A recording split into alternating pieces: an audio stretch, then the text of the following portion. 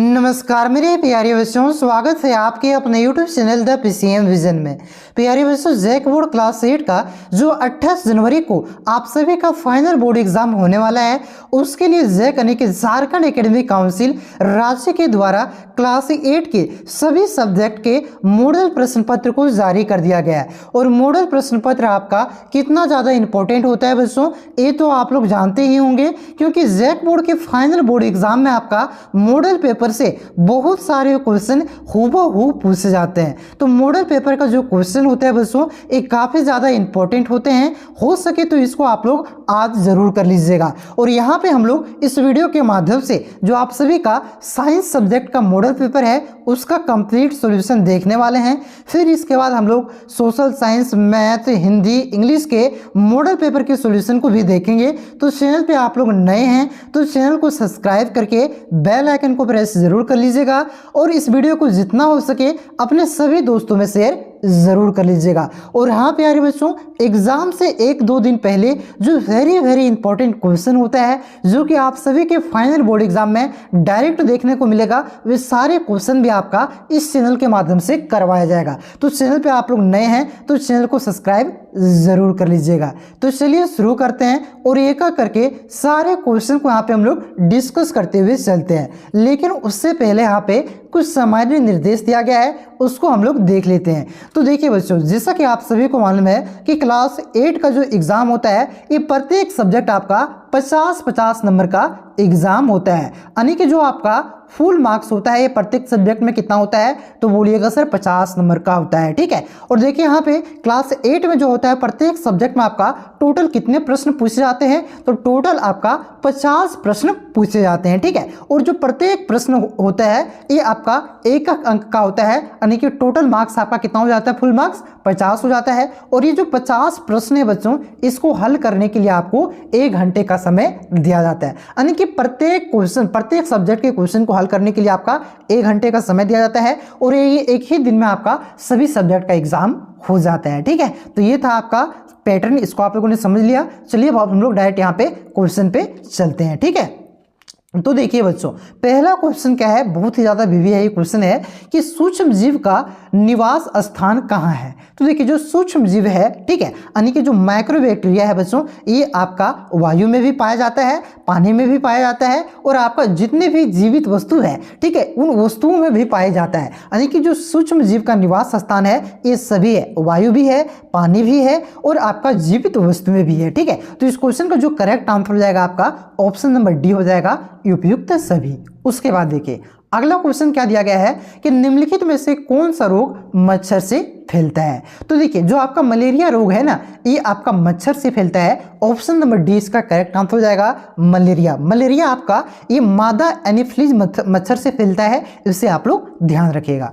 उसके बाद देखिए अगला क्वेश्चन क्या है कि बायोडीजल के निर्माण में कौन सूक्ष्म जीव सहायक है। तो याद रखिएगा बायोडीजल का जो निर्माण होता है इसमें आपका जो शैवाल सूक्ष्म जीव है ये आपका सहायक होता है। ऑप्शन नंबर सी इसका करेक्ट आंसर हो जाएगा, शैवाल। उसके बाद देखिए अगला क्वेश्चन क्या दिया गया है कि निम्न में से सबसे बड़ी कोशिका कौन है। तो देखिए सबसे बड़ी जीवित कोशिका आपका शुतुरमुर्ग का अंडा होता है। ऑप्शन नंबर ये इसका करेक्ट आंसर हो जाएगा, शुतुरमुर्ग का अंडा। अगर पूछे कि सबसे छोटी कोशिका कौन सी है, तो माइक्रोप्लाज्मा आपका सबसे छोटी कोशिका है, इसे आप लोग याद रखिएगा। ठीक है। उसके बाद देखिए अगला क्वेश्चन क्या दिया गया है कि कोशिका के किस भाग में गुणसूत्र उपस्थित होता है। तो देखिए इस प्रकार से आपका मान के चलिए कोशिका है, यहाँ पे आपका केंद्रक हो जाता है, माइटोकॉन्ड्रिया हो जाता है, लाइसोसोम हो जाता है और भी बहुत सारे इसमें पाए जाते हैं। ठीक है। तो देखिए ये जो आपका केंद्रक है ना, केंद्रक में ही आपका क्या पाया जाता है भाई साहब, गुणसूत्र पाए जाते हैं। केंद्रक में ही आपका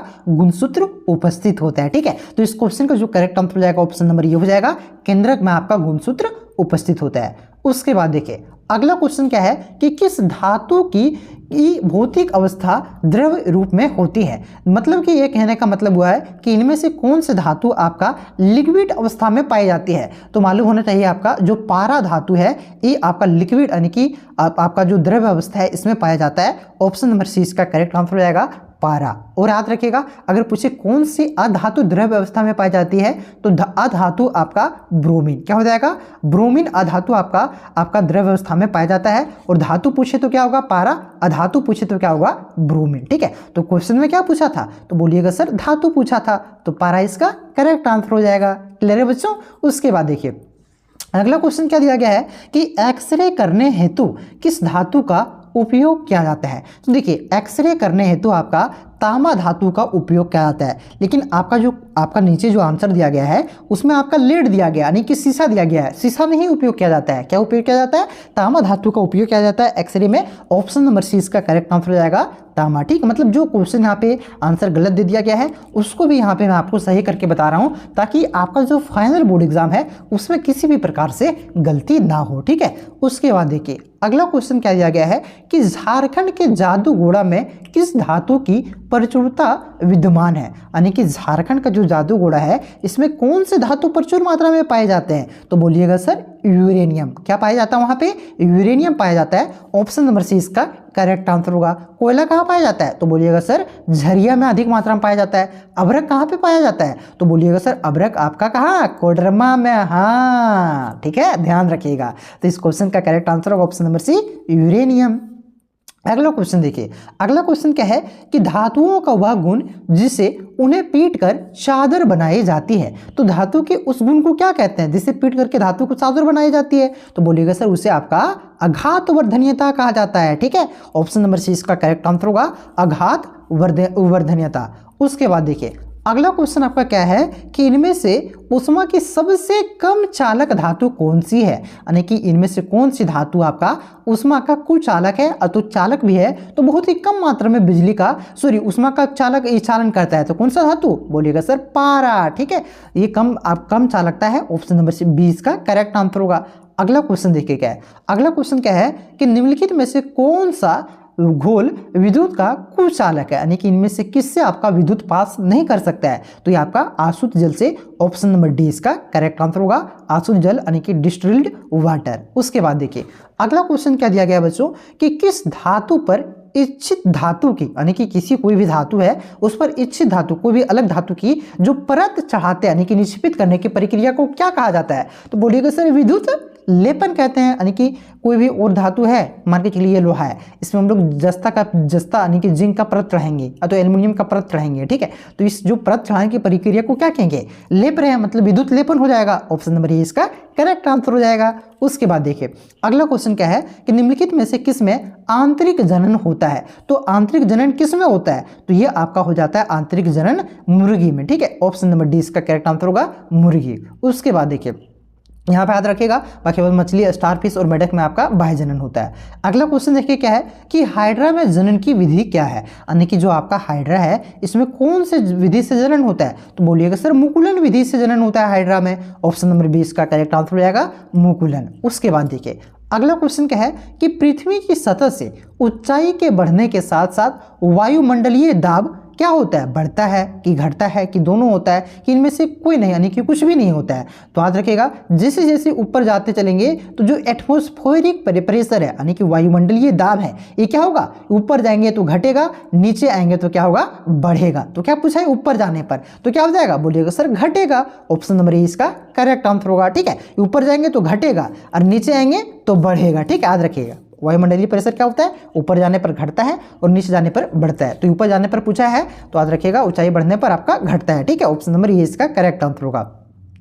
अगला क्वेश्चन देखिए, अगला क्वेश्चन क्या है कि दाब का मात्रक क्या है? तो याद रखिएगा दाब का मात्रक पास्कल भी होता है और इसी को आपका न्यूटन मीटर स्क्वायर यानी कि न्यूटन प्रति वर्ग मीटर भी कहा जाता है। यानी कि ये दोनों दाब का ऐसा ही मात्रक होता है। तो इस क्वेश्चन का जो करेक्ट आंसर होगा ऑप्शन नंबर सी हो जाएगा दोनों। ठीक है, उसके बाद देखिए अगला क्वेश्चन क्या दिया गया है कि निम्नांकित बलों में से कौन सा संपर्कित बल है? यानी कि इनमें से कौन सा बल आपका संपर्क होने से, दो वस्तुओं के संपर्क होने से आपका लगता है? तो घर्षण बल, हम जब चलने की चेष्टा करते हैं तो क्या होता है? आपका रगड़ाता है दोनों, मतलब इधर से ये जमीन है, इधर हम चलने का प्रयास कर रहे हैं तो उधर से एक आपका जमीन पे सट के पार हो रहा है, यानी कि यहाँ पे सटने पर क्या हो रहा है? बल लग रहा है। ठीक है, उधर से विरोध कर रहा है, घर्षण होने पर बल लग रहा है, तो इसको क्या कहेंगे? घर्षण बल कहेंगे। बाकी वो चुंबकीय बल, गुरुत्व बल, स्थिर विद्युत बल, ये सब आपका क्या है, असंपर्कित बल है, यानी कि इसमें बिना संपर्क के ही बल लगता है। बाकी बात घर्षण बल क्या है, संपर्कित बल है, ठीक है, यानी कि टचिंग फोर्स है। अगला क्वेश्चन देखिए, अगला क्वेश्चन क्या है कि आपका कि निम्नलिखित में से कौन सा पदार्थ अदहनशील है, यानी कि इनमें से कौन सा पदार्थ नहीं जलता है। तो देखिए लकड़ी जलबे करता है भाई, कोयला भी जलाते हैं, पेट्रोल भी जलता है आपका, पत्थल जलता है क्या, नहीं जलता है सर। तो ये क्या है आपका, यह दहनशील पदार्थ है, ठीक है। ऑप्शन नंबर डी इसका करेक्ट आंसर होगा। अगला क्वेश्चन देखिए क्या है कि किसी पदार्थ के दहन का पोषक पदार्थ है। तो किसी भी पदार्थ के दहन का पोषक पदार्थ क्या है, यानी कि आग किससे लगता है, तो ऑक्सीजन से लगता है सर। ऑक्सीजन की उपस्थिति में ही आग लगता है, अगर ऑक्सीजन नहीं रहेगा तो आग नहीं लगेगा बच्चों, ठीक है। तो इस क्वेश्चन का जो करेक्ट आंसर होगा ऑप्शन नंबर सी हो जाएगा, ऑक्सीजन। अगला क्वेश्चन देखिए, अगला क्वेश्चन क्या है कि किसी ज्वाला का सबसे अधिक गर्म भाग कौन सा है, ठीक है। तो कोई भी ज्वाला है, मान के चलते हैं एला, तो इसका जो सबसे अधिक गर्म भाग होता है ये आपका बाहरी भाग होता है। ऑप्शन नंबर ए इसका करेक्ट आंसर होगा। अगला क्वेश्चन देखिए, अगला क्वेश्चन क्या दिया गया है कि निम्नलिखित में से कौन दो गुणसूत्र मिलकर नर शिशु के रूप में विकसित होता है। तो देखिए नर शिशु के रूप में कौन सा गुणसूत्र विकसित होता है, तो ये आपका XY। अगर पूछे मादा यानी कि लड़की, तो लड़की में XX होता है, ठीक है। तो नर का मतलब क्या होता है, लड़का होता है, लड़का, और मादा का मतलब क्या होता है, तो बोलिएगा सर मादा का मतलब होता है लड़की, क्या होता है, लड़की होता है। तो लड़की में कौन सा गुणसूत्र पाया जाता है, XX, और लड़का में कौन सा गुणसूत्र पाया जाता है, तो XY। तो नर पूछा था यानी कि लड़का, तो क्या हो जाएगा आपका XY हो जाएगा, ऑप्शन नंबर बी हो जाएगा। अगर मादा पूछता यानी कि लड़की पूछता तो XX होता है, याद रखिएगा, ठीक है। अगला क्वेश्चन देखिए, अगला क्वेश्चन क्या है कि विश्व एड्स दिवस कब मनाया जाता है। तो विश्व एड्स दिवस आपका 1 दिसंबर को प्रत्येक वर्ष मनाया जाता है। ऑप्शन नंबर सी इसका करेक्ट आंसर हो जाएगा 1 दिसंबर। और ये कौन से वायरस से फैलता है, तो HIV वायरस से, ठीक है। अगला क्वेश्चन देखिए, अगला क्वेश्चन क्या है कि स्त्रियों में होने वाले मासिक स्राव की सामान्य अवधि क्या है, यानी कि जो स्त्रियों में पीरियड्स होता है उसकी सामान्य अवधि क्या होती है, तो इसकी सामान्य अवधि आपका 28 दिन होता है, 28 दिनों के अंतराल पर होता है। ऑप्शन नंबर डी इसका करेक्ट आंसर होगा 28 दिन, ठीक है। अगला क्वेश्चन देखिए, अगला क्वेश्चन क्या है कि समतल दर्पण से बना प्रतिबिंब होता है, यानी कि हमारे घरों में जो आईना होता है ये आपका समतल दर्पण होता है। तो इससे जो प्रतिबिंब बनता है बच्चों वो कैसा होता है, तो ये आपका आभासी होता है, और कैसा है, पार्श्व रूप से उल्टा होता है, और आपका वस्तु के बराबर होता है, यानी कि आभासी होता है, ठीक है। ऑप्शन नंबर ए इसका करेक्ट आंसर होगा। अगला क्वेश्चन देखिए क्या है कि वह अंतर जो दृष्टि रेखा पर नहीं रहने वाले वस्तुओं को भी दिखा सकता है, तो उसे क्या कहते हैं, उसे आपका पेरिस्कोप कहते हैं, यानी कि हम लोग जिसे आंख से नहीं देख सकते हैं, ठीक है, उस वस्तु को भी ये अंतर आपका दिखा सकता है। तो क्या होता है, ये आपका पेरिस्कोप होता है, ठीक है। पेरिस्कोप उस वस्तु को कहते हैं। अगला क्वेश्चन क्या है कि आंख में प्रवेश करने वाली प्रकाश के किरणों को कौन नियंत्रित करता है, तो ये बोलिएगा सर पुतली नियंत्रित करता है। ऑप्शन नंबर ये इसका करेक्ट आंसर हो जाएगा। अगला क्वेश्चन देखिए, अगला क्वेश्चन क्या दिया गया है कि वर्षा ऋतु में बोई जाने वाली एवं अक्टूबर से दिसंबर तक फसल की कटाई की जाने वाली फसलें कहलाती है। तो ऐसी फसल को क्या कहते हैं, तो बोलिएगा सर खरीफ फसल कहते हैं। और खरीफ फसल का एग्जाम्पल क्या हो गया, तो बोलिएगा सर धान क्या है, तो बोलिएगा धान, मक्का, ज्वार, बाजरा, ये सब क्या है, खरीफ फसल का एग्जाम्पल है, ठीक है।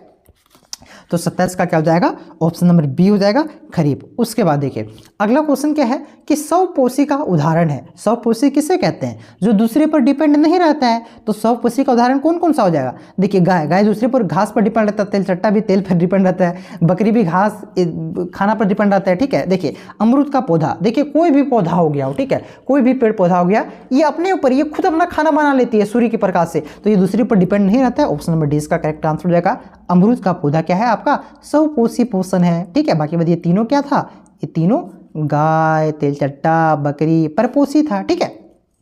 उसके बाद देखिए अगला क्वेश्चन क्या है कि हार्वेस्टर मशीन द्वारा फसल की खाली स्थान की फसल की जाती है। तो हार्वेस्टर से फसल की क्या किया जाता है, तो बोलिएगा सर फसल की कटाई किया जाता है। ऑप्शन नंबर सी इसका करेक्ट आंसर होगा। अगला क्वेश्चन देखिए क्या दिया गया है कि बड़े शहरों में रात्रि में चांद, तारे, ग्रह, उपग्रह क्यों नहीं दिखाई देते हैं। तो देखिए जो बड़े शहर होते हैं काफ़ी ज़्यादा गाड़ी चलती है, फैक्ट्री रहता है, तो काफ़ी ज़्यादा क्या होता है वहाँ पे धुएं होते हैं, जो आसमान होता है वो धुआं से भरा रहता है, इस वजह से साफ साफ नहीं दिखाई देता है, ठीक है। तो इस क्वेश्चन का जो करेक्ट आंसर हो जाएगा ऑप्शन नंबर सी हो जाएगा, धूल धुएं से भरे आसमान में कहीं खो जाते हैं, इस वजह से नहीं दिखाई देते हैं, ठीक है। उसके बाद देखिए अगला क्वेश्चन देखिए अगला क्वेश्चन क्या दिया गया है कि सबसे दूर ग्रह कौन है। तो देखिए सबसे दूर ग्रह हमारे पृथ्वी से सबसे दूर ग्रह आपका नेपच्यून ग्रह है। ऑप्शन नंबर ए इसका करेक्ट आंसर होगा। अगर सूर्य से सबसे नजदीक ग्रह पूछे तो सूर्य से सबसे नजदीक ग्रह कौन सा है, तो ये आपका बुध ग्रह है, मतलब बुध यहाँ होगा। ठीक है, इसे आप लोग ध्यान रखिएगा।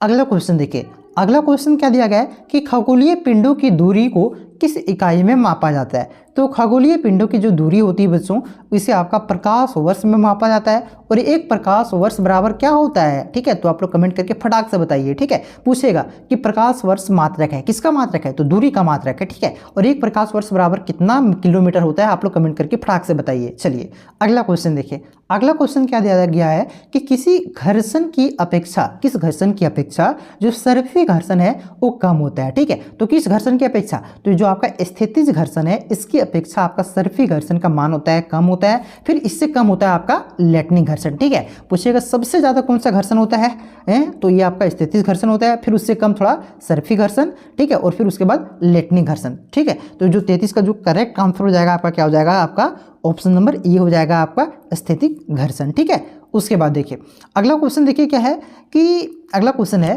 कि तरल यानी कि हवा अथवा जल में गति करने वाली वस्तु को उचित आकार देकर घर्षण बल को क्या किया जा सकता है। ठीक है, तो इसे क्या किया जा सकता है, आपका कम किया जा सकता है। ठीक है, ऑप्शन नंबर 20 का क्या कर सकते हैं, करेक्ट आंसर हो जाएगा यानी कि क्या जो आपका तरल पदार्थ कोई भी हो गया।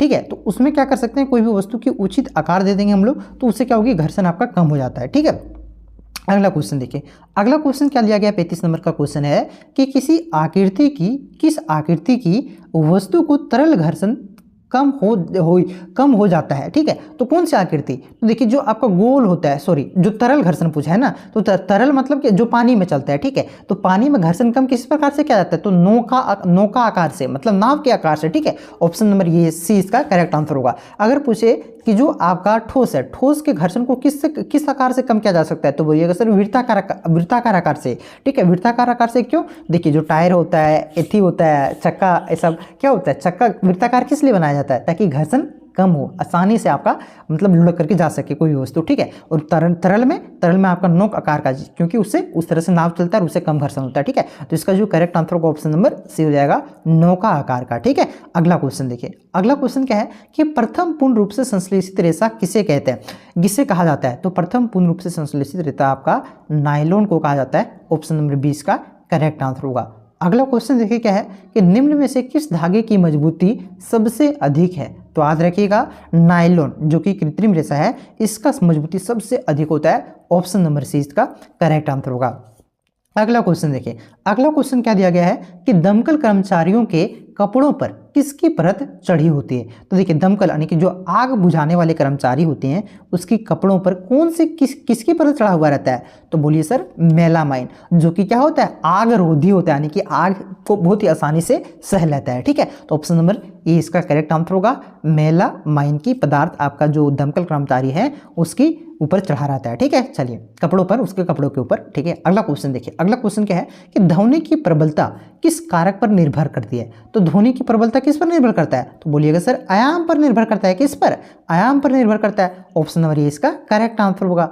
अगला क्वेश्चन देखिए क्या दिया गया है कि ध्वनि की प्रबलता घटाने के लिए हमें ध्वनि के कंपनों को क्या करना होगा, तो देखिए प्रबलता किस पर निर्भर करता है भैया, तो आयाम पर निर्भर करता है, यानी कि आयाम बढ़ेगा तो ध्वनि की प्रबलता बढ़ती है, आयाम कम होता है तो ध्वनि की प्रबलता कम होती है। तो ध्वनि की प्रबलता को कम करना होगा तो किसको कम करना होगा, तो बोलिएगा सर आयाम को कम करेंगे तो ध्वनि की प्रबलता भी कम हो जाएगा। ठीक है, तो क्या करना होगा, इसका ऑप्शन नंबर डी हो जाएगा, यानी कि ध्वनि के कंपनों का आयाम को घटाना होगा, तब क्या होगा, प्रबलता कम हो जाएगा, क्योंकि इसी पर डिपेंड करता है। चलिए 41 नंबर देखिए, 41 नंबर का क्वेश्चन क्या दिया गया है कि प्राश्रव्य ध्वनि के कंपनियों को की आवृत्ति होती है। ठीक है, तो इसकी आवृत्ति क्या होती है प्राश्रव्य ध्वनि की, तो ये आपका 20,000 हर्ट्ज से ऊपर होता है। ठीक है, और श्रव्य की आवृत्ति क्या होती है, तो बोलिएगा सर 20 से 20,000 हर्ट्ज तक होता है। और आपका अश्रव्य का क्या होता है, अश्रव्य का 20 हर्ट्ज से कम होता है। ठीक है, तो यहाँ पे प्राश्रव्य पूछा था तो 20 हर्ट्ज से ऊपर हो जाएगा, ऑप्शन नंबर सी। अगला क्वेश्चन देखिए क्या है कि रिएक्टर पैमाने पर किस तीव्रता वाला भूकंप को विनाशकारी माना जाता है, तो कौन सी तीव्रता वाले भूकंप को, तो ये आपका 7 से जो अधिक तीव्रता वाले भूकंप होते हैं, रिएक्टर पैमाने पर जो 7 से अधिक तीव्रता वाले भूकंप होते हैं, इसको आपका ज़्यादा विनाशकारी भूकंप माना जाता है। ठीक है, ऑप्शन नंबर डी इसका करेक्ट आंसर होगा। अगला क्वेश्चन क्या है कि वायुमंडलीय की खोज की थी, तो यानी कि जो वायुमंडलीय है, वायुमंडलीय विद्युत है, यानी कि जो बजर उजर गिरता है, ठीक है, इसकी खोज किसने किया था? तो बेंजामिन फ्रैंकलिन ने किया था। ऑप्शन नंबर 20 का करेक्ट आंसर होगा। अगला क्वेश्चन देखिए क्या है कि ऊन से रगड़ी गई एबोनाइट की छड़, जब ऊन से कोई भी एबोनाइट की छड़ को रख देंगे तो क्या प्रभाव होगा? तो क्या होगी, जो रेशम से रगड़ी गई कांच की छड़ है, क्या वो क्या हो जाएगी? आपका प्रति आकर्षित हो जाएगी, यानी कि दूर चला जाएगा। ठीक है, ऑप्शन नंबर डी इसका जो करेक्ट आंसर हो जाएगा। 44 का क्या हो जाएगा? डी। उसके बाद देखिए 45 नंबर क्या दिया गया है कि वायुमंडल में किन गैसों की वृद्धि से विश्व तापन की समस्या हो रही है? विश्व तापन का मतलब ग्रीन हाउस, ठीक है, यानी कि ग्लोबल वार्मिंग, ग्लोबल वार्मिंग, ठीक है, ग्लोबल वार्मिंग का मतलब जो पृथ्वी गर्म हो रहा है, तो किन गैसों की वजह से? तो कार्बन डाइऑक्सीजन और जो मीथेन गैस है, इन दोनों गैसों यानी कि CO और आपका CH4 carbon monoxide, carbon dioxide मतलब CO2 और CH4, कार्बन डाइऑक्साइड का सूत्र क्या होता है? CO2 होता है, और मीथेन का सूत्र क्या होता है? CH4 होता है। तो इन दोनों गैसों की वजह से क्या हो रहा है? आपका ये विश्व तापन हो रहा है, यानी कि ग्लोबल वार्मिंग हो रहा है, पृथ्वी गर्म हो रहा है। अगला क्वेश्चन देखिए क्या है कि पृथ्वी पर पाए जाने वाली विशाल विवर्तनिक प्लेटों की संख्या है।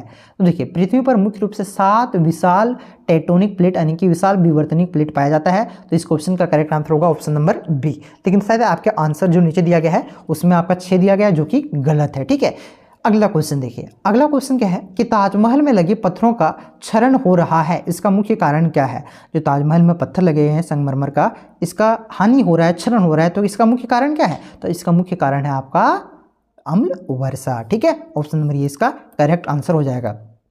अगला क्वेश्चन देखिए क्या है कि द्वितीयक प्रदूषक है, तो द्वितीयक प्रदूषक आपका सल्फर और नाइट्रोजन के अम्ल हैं। ऑप्शन नंबर डी इसका करेक्ट आंसर होगा। अगला क्वेश्चन देखिए क्या दिया गया है कि कुछ प्रजातियों का विलुप्त होने और गायब होने के क्या कारण है? यानी कि कुछ भी और भी जो प्रजाति है, जैसे बाघ अब गायब हो रहा है, विलुप्त हो रहा है, तो इसका मुख्य कारण क्या है? क्या आवासों का विनाश हो रहा है? हाँ सर, उसका आवास का विनाश हो रहा है, वन कटा रहा है, इस वजह से। ठीक है, तो ये भी कारण है। पेड़ लगाने से, क्या पेड़ लगाएंगे तो वो विलुप्त हो जाएगा? नहीं, ये गलत बात है। वनों के संरक्षण से, क्या वन जो कटा रहा है उसको हम लोग रोक देंगे कटने से तो वो खत्म हो जाएगा? नहीं, ठीक है, कटने से हो रहा है, शिकार करने से हो रहा है। ठीक है, तो 1 और 4 इसका करेक्ट आंसर होगा, यानी कि कौन से ऑप्शन में दिया हुआ है? तो ऑप्शन नंबर डी में। ठीक है, ऑप्शन नंबर डी इसका करेक्ट आंसर होगा। आवासों के विनाश होने से, शिकार होने से कुछ प्रजाति आपका विलुप्त और गायब हो रहे हैं। आखिरी क्वेश्चन देखिए। आखिरी क्वेश्चन क्या दिया गया है कि पेट्रोलियम का कौन सा उत्पाद सड़क निर्माण हेतु उपयोग में लाया जाता है? तो कौन सा उत्पाद? तो बोलिएगा सर को बिटुमिन। ठीक है, बिटुमिन इसका करेक्ट आंसर रहेगा। बिटुमिन जो आपका है, बिटुमिन ये आपका सड़क निर्माण में उपयोग में लाया जाता है। ऑप्शन नंबर सी इसका करेक्ट आंसर होगा। तो यहाँ पे जो आपका 50 VVI यानी कि जो मॉडल पेपर का क्वेश्चन था बच्चों, इसका सॉल्यूशन हमने करवा दिया। ठीक है, आप लोग प्लेलिस्ट चेक करिएगा। मैथ का भी मैंने करवा दिया है। ठीक है, मैथ का हो गया है, अभी अपलोड कर देंगे। और आपका और भी जो सब्जेक्ट है, सोशल साइंस, हिंदी, इंग्लिश, इसका भी सॉल्यूशन करवा दिए हैं। और जो ओरिजिनल क्वेश्चन होता है, ठीक है, उसी तरह से सारे जितने भी ओरिजिनल क्वेश्चन में जिस तरह के क्वेश्चन आते हैं उस तरह के क्वेश्चन, ठीक है, जो कि एग्जाम के लिए VVI क्वेश्चन आ सकता है, ये सारा क्वेश्चन आपको इस चैनल के माध्यम से करवाया जाएगा। तो चैनल पर आप लोग नए हैं तो चैनल को सब्सक्राइब जरूर कीजिएगा। मिलते हैं नेक्स्ट वीडियो में, तब तक के लिए जय हिंद, जय भारत, जोहार झारखंड।